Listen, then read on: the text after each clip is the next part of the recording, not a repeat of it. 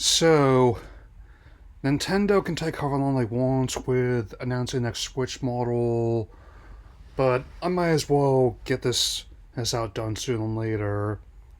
Hello, everyone, and welcome to my gaming vlog for this month, January 2025, the first one of the year.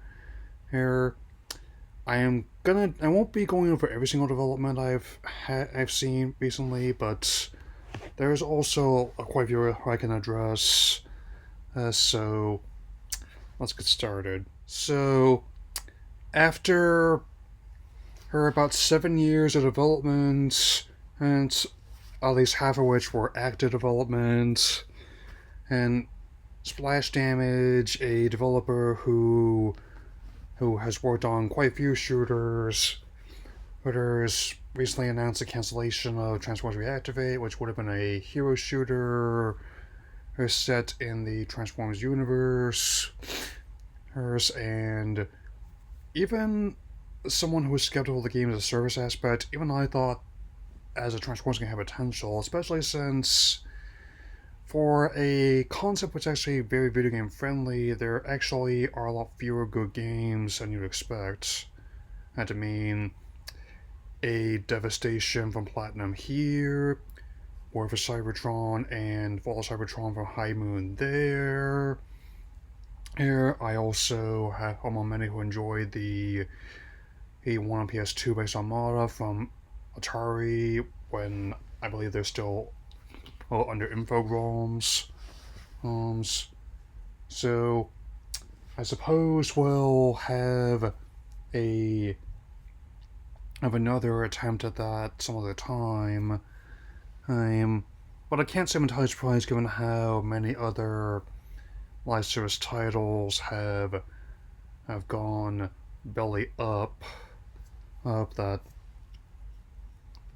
and I'm definitely just gonna mainly focus on what I'm playing after that, just to bring the mood back up, and only mentioning that I've got I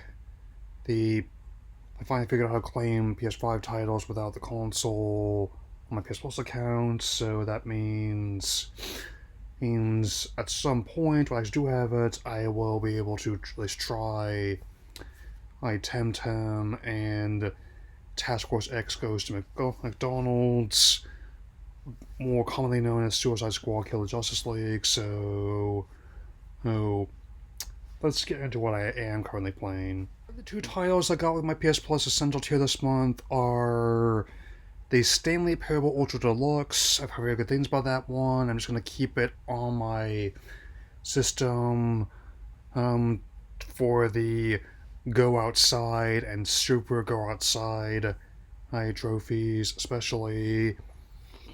And also, one I'm actually enjoying a lot more than I expected, Need for Speed Hot Pursuit Remastered. I was a big fan of the original Hot Pursuit from the original PlayStation.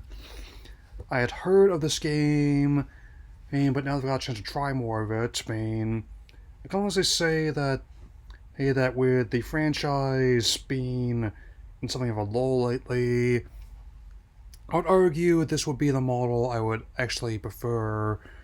A lot of other recent titles will have to try some kind of bizarre gimmick to try and shake things up, when all they need to do is to have an ethos that works for any kind of design, to keep it simple, to focus on arcade-style racing, and whether you're playing as authorities or a street racer with a fast car, anything from a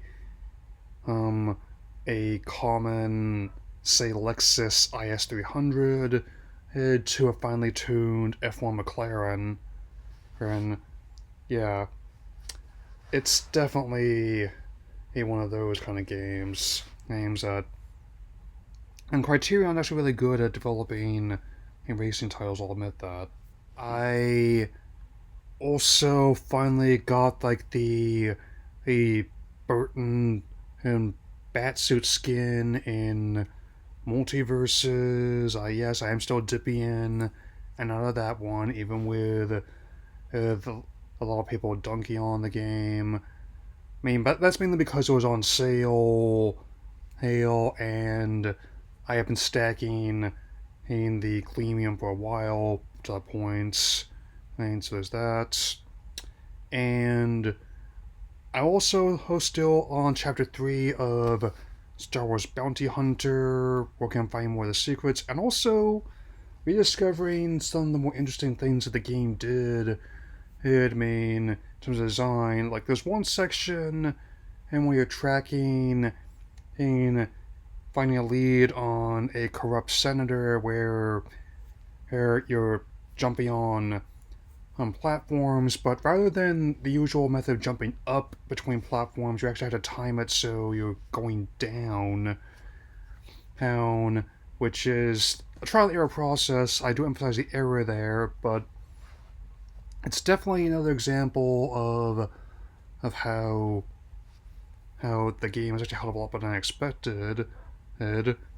I will also state that I'm eagerly anticipating low key the remastered Jedi Power battles when that goes live this month as well. So there's that. Switching to the Switch front, I wish to thank Team Experience for their recent Frosty Fest win. I don't mind that because I really like Big Man as a character. And I still got my bonus either way. And as I await the chance to play Donkey Kong Country Returns HD this week, I've also gotten farther in Mario Wonder. I mean, if anyone wants to help me find extra Wonder Seeds I'm after, my FC's in my channel description. And about 6 hours into Mario and Luigi Brothership as well, trying to find Connie so I can get the next island. And also doing some side quests as well. I mean, even though I'm typically not a huge fan of side quests in games, I do appreciate whenever they can make them interesting, and these titles, much as other ones have done, do it through both humor and kind of the creative approach to the characters. I just love the ability to turn her and the brothers into a UFO as well. That's pretty fun there. Finally, as talk persists of coming to digital sooner than expected, as well as making plans for both Blu-ray and Paramount Plus, I definitely will do my spoiler review after one of those two, or both, is Sonic the Hedgehog 3 becoming only the second video game adaptation ever to gross over $20 million domestically. It also stands at the $385 million worldwide as I record this. And even though the second movie is currently the most successful installment of the franchise at $400 million worldwide, I think that's a figure the third could match or beat it fairly soon and easily. And I definitely mean no disrespect to Mufasa at all. I still intend to watch that at some point in the future, so not say when. But I definitely still have to give the advantage to Sonic 3 here. I just think it's kind of silly, this debate at this point, because I don't think we were really invoking it when Moana was out at the same time as Gladiator and Wicked. Even though they're all in their own ways defying gravity at the box office. That's probably my favorite song of the play. So, that'll be all for now, and I will see you all again soon. So, take care, everyone.